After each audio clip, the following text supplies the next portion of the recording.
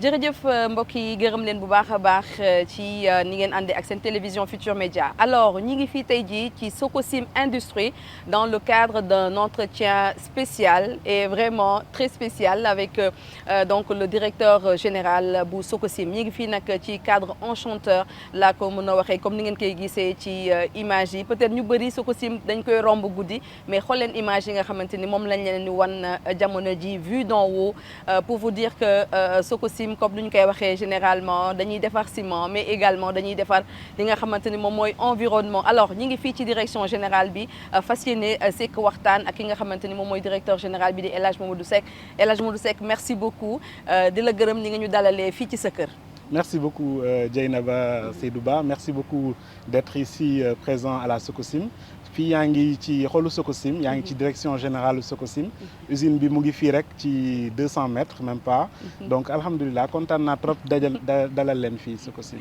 En tout cas cadre bi vraiment cadre bu neex la avec de la verdure tout autour et comme sànq maa ngi koy wax wane nañ ko ci image yi Sococim nii la mel guddi. Alors tey nag ñu fas yéene waxtaan ak El Hadj Mamadou Seck ci lu bëri nag poñ yu bëri danañ ko rek daal di waxtaanee tey lu jëm nag ci Sococim lan la nam amal ci ay projet fii lak at yu ñu dëgmal danañu waxtaanee bu baax a baax lu jëm ci ciment bi lu jëm ci qualité bi mais également lu jëm ci njëg li ak lépp luy wundu li ni mel mais surtout waxtaanee li nga xamante ni dama koy wax saa su ne moom mooy seen responsabilité sociétale d'entreprise li nga xamante ni Sococim mu ngi koy defal askan wi nekk kon ci Tëngéej ak Bargny mais lu mu fas yéene gën a def ci at yi ñu dëgmal mais peut-être balaa ñuy commencer xuus ci waxtaan bi xam naa ne sénégalais yu bëri tey lañ lay peut-être découvrir à travers donc la TFM kan mooy El Hadj Mamadou Seck.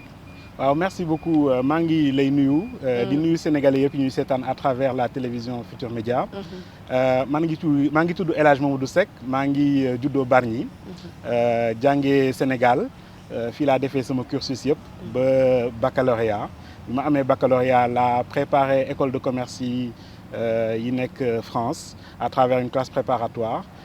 loolu moo tax ma jóge Sénégal bi ma amee baccalauréat ba pare dem France jàngee fa mësoon nag passionné ci lépp lu jëm ci wàllu mathématique.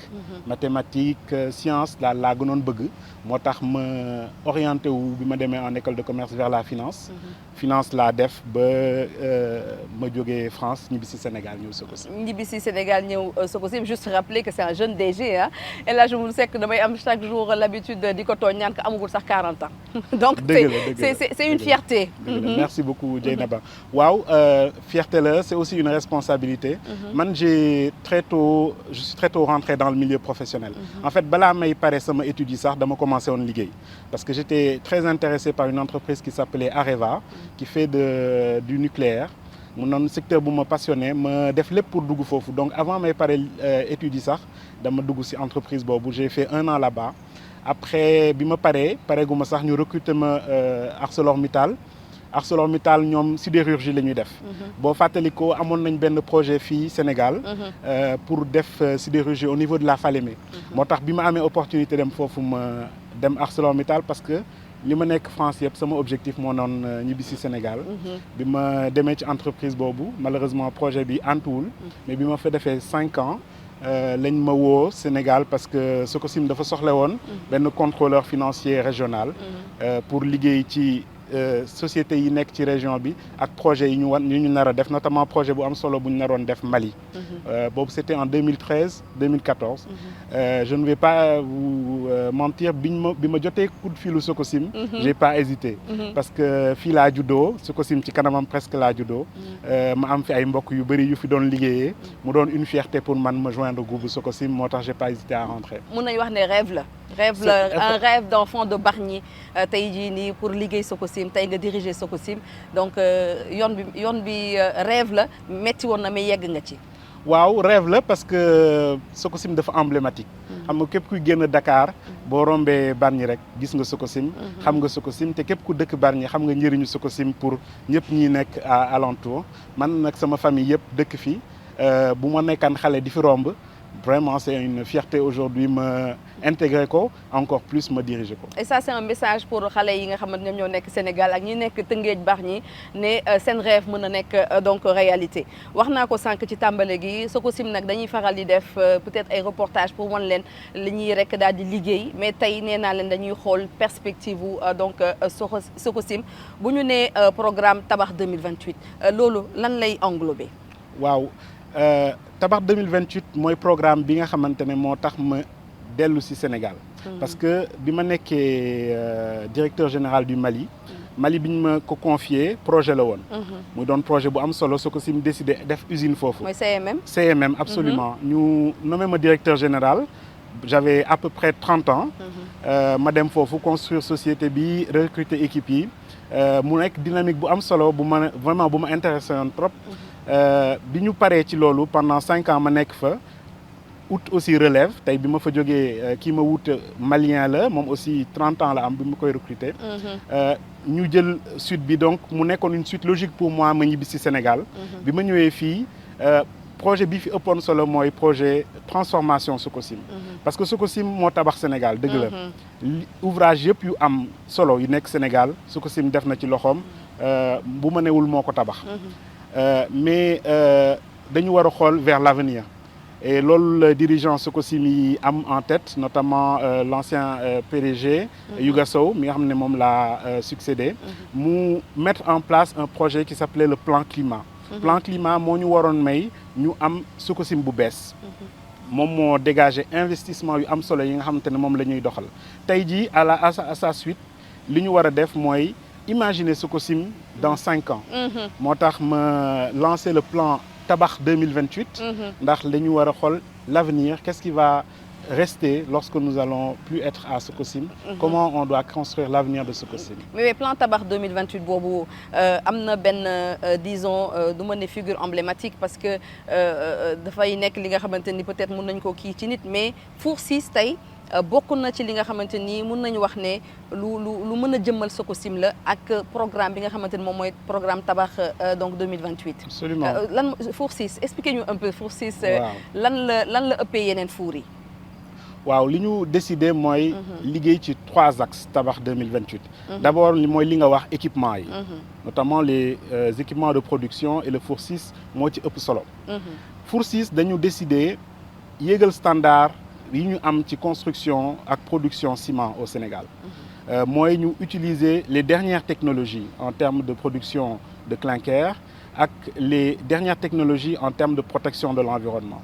pour permettre ñu am clinker yoo xamante ne bu génnee ci four yi ce sera au même niveau de qualité de résistance que four yi ñuy def en Europe moo tax ñun on a choisi une technologie européenne def un four qui sera d'une capacité de plus de 7000 tonnes par jour et qui devra nous permettre normalement d'ici la fin de l'année bu ñu ko commencer dawal de doubler notre capacité de production loolu mooy projet wu Four 6. Four 6 li ko wutale ak yeneen four yi c'est d'abord la taille bien sûr mais lu mu ëmb en termes de développement industriel de performance de fonctionnement performance yi mooy débit yi mooy aussi économie d'énergie yi nga xamante ne nañ ko mën a def parce que four yi dafay lakk combustible plus on est capable de produire avec les mêmes quantités mais en bien sûr consommant moins d'énergie on est beaucoup plus performant beaucoup plus efficace beaucoup plus rentable et donc beaucoup plus proche de ce qui va satisfaire nos clients. mais dinañ ñëwaat ci Four 6 bi wàllum équipement li ñu ci def ak li nga xamante ni moom mooy li ñu duppee benn programme bu ñu woowee ciment vert mais sànq da nga ne tabax 2028 bi 3 axes la donc Four 6 bi si la bokk yeneen 2 axes yi yan la.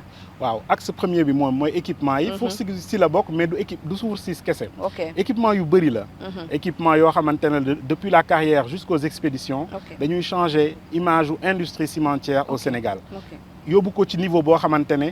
gisuñu ko en Afrique de l'Ouest. Ça c'est le premier volet de l'équipement. Ensuite am na volet environnement wax naa ko.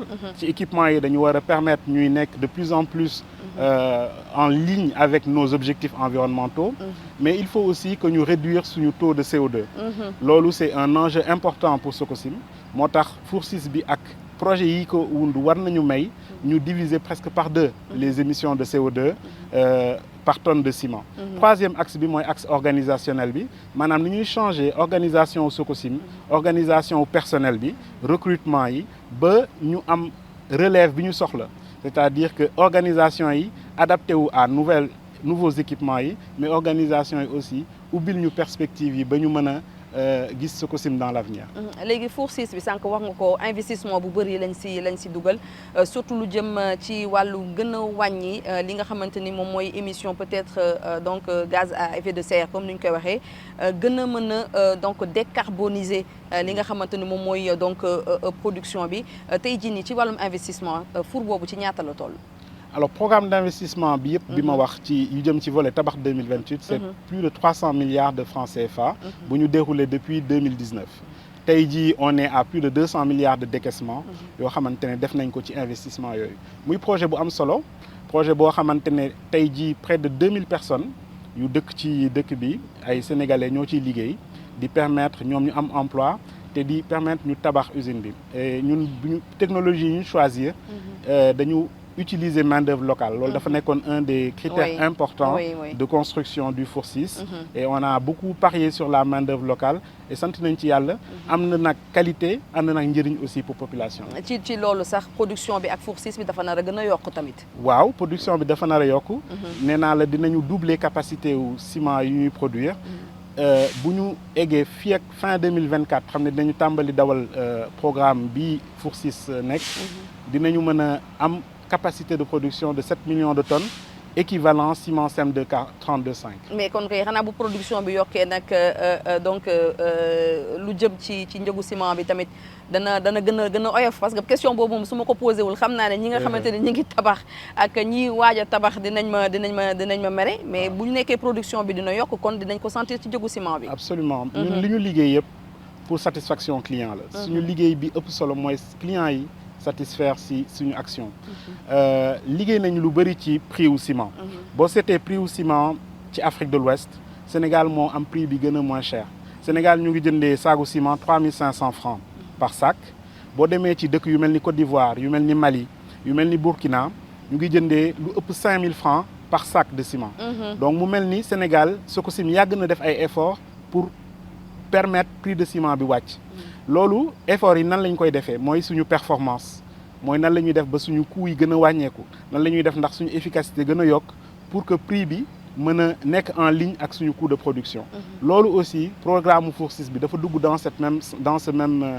cette même lancée là moo tax ñu yaakaar ni prix wu ciment bi war nañ ko mën a stabiliser au Sénégal boo gisee aussi investissement yu am solo yi ñu def ko c'est pour nous permettre aussi ñu absorber variation importante coût matières premières yi xam nga on a eu plusieurs crises récemment notamment la crise ukrainienne la crise du Covid dafa yokk matières premières yi de façon très importante loolu aussi ñu réagir par des investissements par de la performance pour mën a réduire le coût de revient loolu tey moo ñuy permettre aussi ñu mën a adresser clients yi avec un prix qui soit compétitif li ëpp solo à mon avis mooy que ne clients yi satisfaits mais clients yi aussi am en face du prix la qualité qui convient. Oui, ciment de qualité. Ciment de qualité, absolument.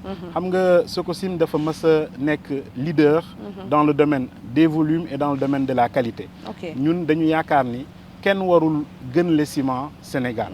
moo tax ñu certifié suñu ciment yi CE.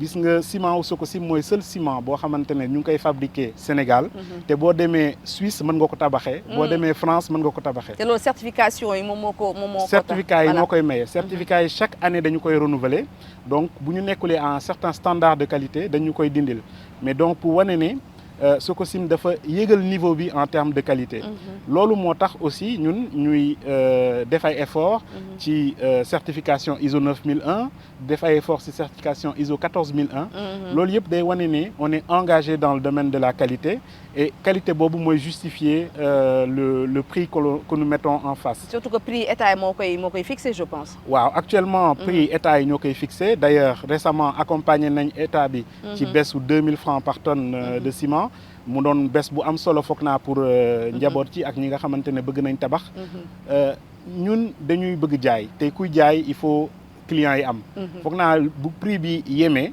dafay tax clients yi gën a bëri politique boobu Sococim yàgg na ko jël moo tax prix au Sénégal nekk prix bi gën a cher moins cher ci Afrique de l'Ouest et politique boobu foog naa mooy continuer tant que ñu ngi am support autorité yi. mais li nga wax dafa am solo sànq donc El Hadj Mamadou Seck je rappelle que moom mooy directeur général bu Sococim nee nga certification yi qualité bi nekk ci ciment wu Sococim moo tax foo dem ci àdduna bi boo gàddoo ciment wu Sococim dinañ la permettre nga tabax ko te c'est le seul ciment bi nga xamante ni dañ ko certifié ISO nga mën ko tabax génne ko tabax ko fu nekk ci àdduna bi foofu c'est très important le prix oui mais la qualité également mooy yéen moom mooy seen credo en fait mooy suñu credo ñun notre valeur c'est l'excellence excellence nag mooy ki ngay jëflanteel notamment le client bu paree mu satisfaire ci li ngeen liggéey xam nga boo bëggee tabax sa kër di tabax loo xamante ne tabaxoo ko pour benn fan tabaxoo ko pour une semaine c'est pour des années pour vivre dedans avec ta famille foog naa ça vaut le coup de mettre ce qu'il faut pour avoir la qualité qu'il faut ñun loolu mooy suñu credo tout en faisant tout pour baisser nos coûts pour mën a servir clients yi au prix le plus bas possible. C'est extrêmement important de donc retenir cela Sococim ciment de qualité mais également ciment bi nga xamante ni njëg bu donc yemamaay la donc lu jëm nag ci wàllum partenariat bi ngeen am ak donc état bu Sénégal parce que yenn saa yi coow li quand même day bëri mais ban façon partenariat ngeen noué ak autorités yi ak état du Sénégal. État mooy suñu autorité mooy suñu tutelle ñun on a beaucoup travaillé avec l'État d'ailleurs État boo seetee en fin de compte suñu client la moo tax ñu war ko satisfaire aussi parce que État bi bu amee ay ressources bu amee développement bu croissance amee État bi day def ay projets buy defee ay projets ñun déjà dañuy liggéey pour projet yooyu autoroute yëpp yi ngeen gis ciment Sococim lañ koy tabaxee pont yu mag yi ñu am yëpp ciment Sococim moo ciy nekk donc ñun dafa am solo ci ñun État bi dëgër État bi am doole État bi am ay ressources moo tax ñuy liggéey toujours ak État pour leur fournir des ciments de très bonne qualité en même temps État bi aussi suñu partenaire la parce que moo ñuy jàppale pour ñu mën a liggéey pour ñu mën a am ressources yi parce que les ressources appartiennent à la population pour ñu mën a am aussi capacité wu liggéey accompagnement wu service déconcentré yi état bi yëpp accompagnement administration bi la préfecture et l'ensemble des services du administratif du département ak accompagnement aussi collectivités locales yi kon ñun on est dans un partenariat qui depuis longtemps est gagnant-gagnant avec l'État. mu nekk lu am solo donc yàlla na partenariat boobu noonu gën a wéy mais également ñu gën a jëmbal li nga xamante ni mooy la carte de l'équité donc pour l'industrie cimentière loolu lan la nga si mën a wax rapidement. waaw li ëpp solo mooy dans notre relation avec l'État. il y a beaucoup de choses notamment li ñuy gën di stigmatiser mooy convention yi waaw. d'ailleurs bi État bu bees bi ñëwee. ñu leen di féliciter encore di leen encourager. problème mu renégociation des contrats la ñu posé li ñu ci gis ñun en tant que Sococim mooy c'est un bon signe que ne état bi considère le secteur minier comme un secteur stratégique te war na def lépp pour xam li ci nekk aider ñi fa nekk pour que secteur boobu gën di participer à l'économie ñun dañu gëm ni lii war a am mooy que ne ñu considérer ñëpp au même niveau traiter ñëpp de même façon secteur minier dafa doon secteur bu am solo ci économie sénégalaise ça contribue à peu près à 5% sur le PIB de richesse bi ñuy produire Sénégal secteur minier 5% la ci et ça contribue aussi à hauteur de 6% du budget national en termes de revenus muy loo xamante ne mënuñu ko néewal doole mais en même temps war nañu évoluer et c'est pour ça que dinañ ànd ak état bi ci lépp lu ñu laaj en termes d'évolution teg ko rek ci conditions économiques yi. C'est ça. Conditions économiques yi ñoo ñu war a permettre pour ñu bañ a sonal wala diisal charge bi ci sociétés yi. mais ñu augmenter revenus yi bu ñu augmenter revenus yi je crois que séddale bi dina gën a am aussi solo pour les populations. boo seetee secteur minier benn organisme moo koy saytu chaque année. di génne benn rapport. organisme boobu mu ngi tudd ITIE. waaw suñu grande sœur Oulimata Sarr moo koy diriger. maa ngi koy nuyu ak l'ensemble de ses équipes. chaque année dañuy génne benn rapport indépendant bu ñu audité. bu ñuy wax chiffres yi nga xamante ne ñoo nekk ci secteur minier bi. en 2022 le dernier rapport disponible. dafa wane ne à peu près contribution au secteur minier au PIB c'est 1800 milliards à peu près. Ñun Sococim ñu ngi autour de 12-13% de cette contribution. Ñu wane aussi que ne contribution au secteur minier au budget de l'État, c'est-à-dire en termes de taxes, d'impôts et de droits, ça correspond autour de 240 milliards. Ci 240 milliards yooyu Sococim mu ngi représenter près de 20%. Donc ça veut dire que pour 15%, on va dire du chiffre d'affaires du secteur minier, 1200 milliards, nous on représente plus de 20% de la contribution. Je crois que Sococim a toujours montré une exemplarité aussi dans ce domaine-là de la contribution fiscale. mu nekk tamit leneen lu am solo wax nga ko sànq ci wàllum population donc contribution fiscale bi am na si solo Sococim ma nga ca kanam comme ni ko xale yi di waxee. mais également contribution bi ngeen di def ci askan wi muy seen responsabilité sociétale d'entreprise. parce que dañoo gis ci entreprise yi nekk fii Sénégal bokk ngeen ci ñi nga gën a ñoŋal que mu nekk ci donc Tëngéej ak également ci Bargny donc tey jii nii lan moo nar a nekk perspective yi lan ngeen nar a jox également askan wi pour wan leen ne Sococim du industrie bu nekk seen wet. mais industrie la bu leen di gunge ci seen quotidien. Absolument balaa may tontu question bu am solo boobu. dama bëgg juste rappeler engagement local bi ñu am. ci rapport ITIE boobu justement. dañu ciy wax ni contribution locale bi ñaata la entreprise yi dëkk ci dëkk bi. di gagner ci secteur minier. ah ok voilà ñu expliquer ne près de 379 milliards. moom la entreprise yooyu yëpp di jot ci entreprise secteur minier yi. ci 379 milliards yooyu près de 25% Sococim moo ko fay entreprises locales yi. ñun on est aussi au devant de l'ensemble des entreprises en termes de contribution aux entreprises locales. avec près de 112 milliards de chiffre d'affaires aux entreprises locales. mu mel ni kon suñu entreprise à la fois dafa privilégier qualité excellence mais aussi contenu local. lu am solo la ci ñun. et en même temps privilégier RSE. ci laay ñëw ci sa question bi nga posé. dëgg la ñun lu bëri ñu ngi koy def ci RSE. et yàgg na bi ñu koy def. Sococim mu ngi créé fondation en 2010. La fondation Sococim qui est basée à Rufisque. Dirigée par madame Diagne. maa ngi koy nuyu au passage ak l'ensemble de ses équipes. fondation boobu son objectif mooy développer entrepreneuriat. xam nga dañu nekk dans un bassin boo xam ne y a beaucoup de jeunes.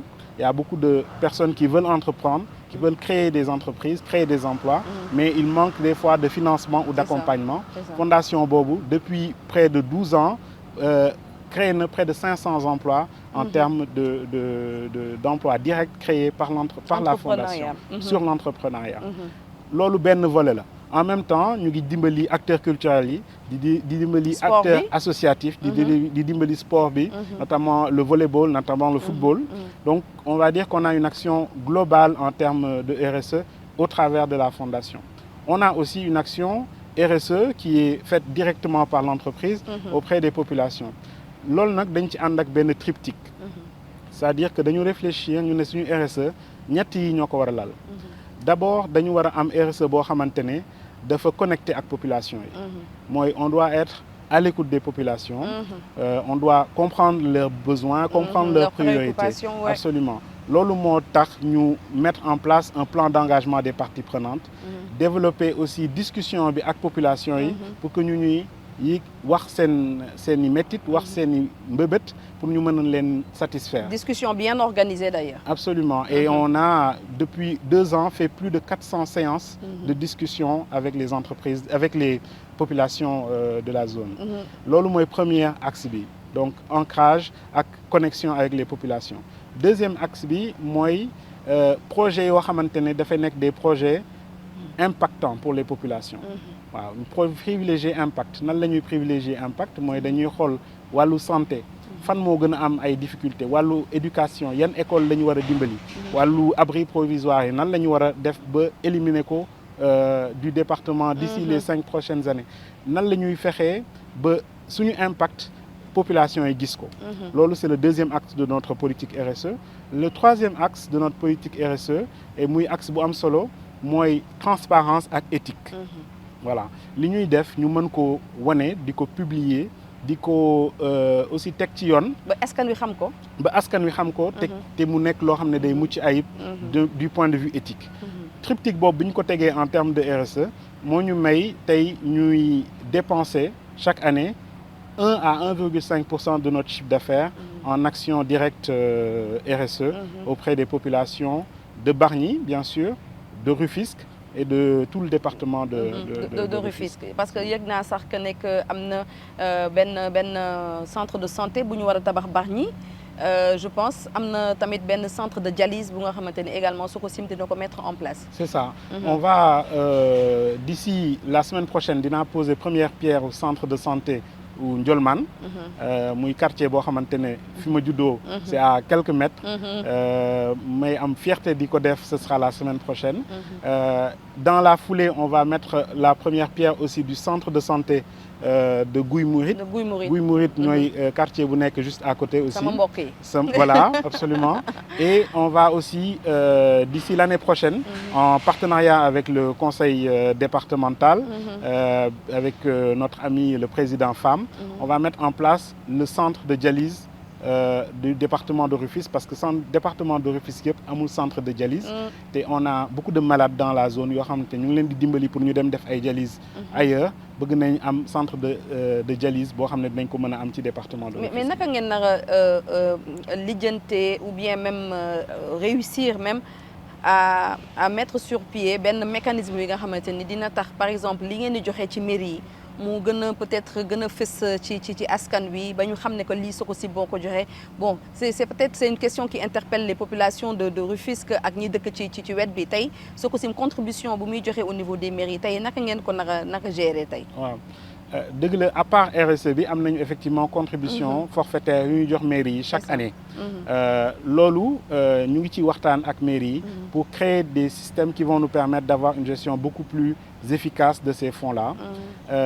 Mais li ëpp solo mooy suñu partenariat ak ces différentes mairies. Moi j'ai eu beaucoup de chance de discuter avec ces personnes-là qui sont élues par les populations mu ñu bëgg seen dëkk ñoo xamante ne liggéeyal dëkk bi mu avancé moo leen gën a soxal bi ñu waxtaanee seen li ñu proposé te mooy nañu am benn comité man ma tuddee ko fonds d'investissement social boo xamante ne dinañu permettre mairie yi bu ñu toogee Sococim toog yeneen acteurs administratifs yi toog état bi mën a toog aussi à travers notamment la préfecture ñu mën a décider yan mooy action yi nga xamante ne ñoo prioritaire yan investissement la ñu war a def yan fonds la ñu war a débloquer et sur un budget quinquennal ñu mën a développer des actions qui auront un réel impact pour les populations foog naa loolu c'est une idée boo xamante ne idée bu révolutionnaire la en termes d'échange et de